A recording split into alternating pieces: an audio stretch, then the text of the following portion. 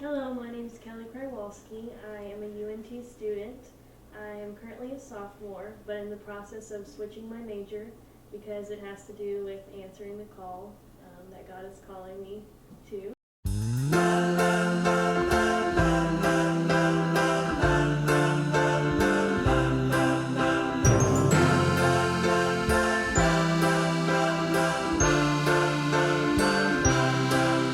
My thoughts about answering the call and what it means to me is that God has a specific calling on each person's life, and you really have to take away all the distractions from your life so that you can hear what God is trying to say to you.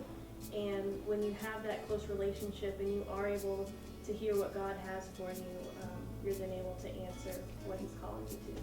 God's calling for my life is to ministry.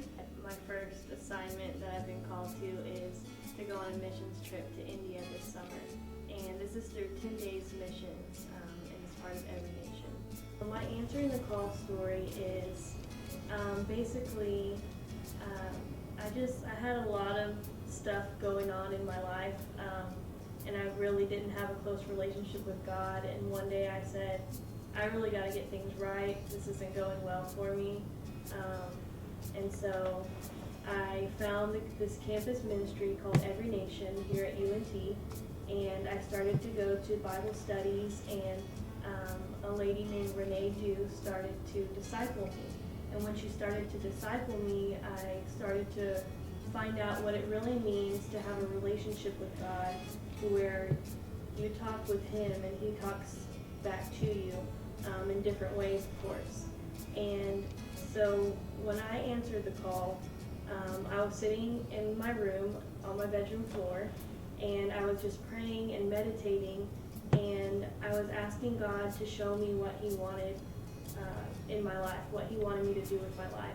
And so as I was sitting on my floor, I was praying and meditating, and He showed me a vision of me actually in India, witnessing and discipling people of that country. I think what I've struggled with the most with my new lifestyle is really implementing prayer and meditation and reading my Bible daily. Because I wasn't used to doing that before, it was a little hard for me to begin to do that on a daily basis. Some of the things that I do to stay focused are just being surrounded by my fellow believers. They really spur me on and inspire and encourage me. And when I look at them and I see how much they're impacting, just people around the campus and just younger students, it makes me have a desire to really get in my word and pray and meditate so that I'm equipped. Some of the organizations I'm involved with is Every Nation Campus Ministry, and what that is just a network of all different types of things for all different types of students at UNT. We have a Monday night meeting, which is open to everyone, and then we have breakout Bible study sessions, and we also have separate events during and throughout the semester.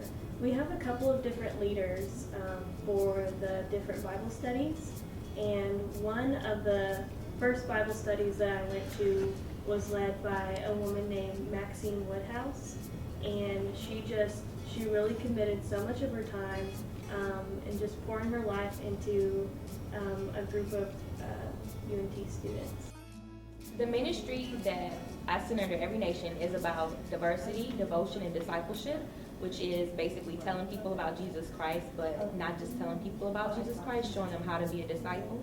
So with Every Nation Campus Ministry, our mantra is, you change the campus, you change the world. We know that everyone isn't called to go into ministry full time, but we believe that Jesus wants people to act with integrity in all different vocational ministries in the marketplace. So basically just building strong disciples to go out into the depths of the world to just serve Him. So we have an associate pastor out of Bethel, Dallas named Ken Dew, and he is the one who usually leads the different events and lectures and series and those are all throughout the semester and open to anyone. Okay, hello, I'm Ken Dew, and I'm a pastor here in Dallas, Texas with Every Nation Ministries. I think people do have a unique call. I don't think necessarily everyone's called to the full-time ministry. There are a few people who are, but everyone does have a call to minister, whether you're a teacher, a lawyer, stay-at-home mom. I think everyone has a specific calling, a mandate from God to be a powerful Christian, whatever context you're in. So you don't have to be a full-time minister to be a minister for God. You can be a teacher, auto worker, a farmer.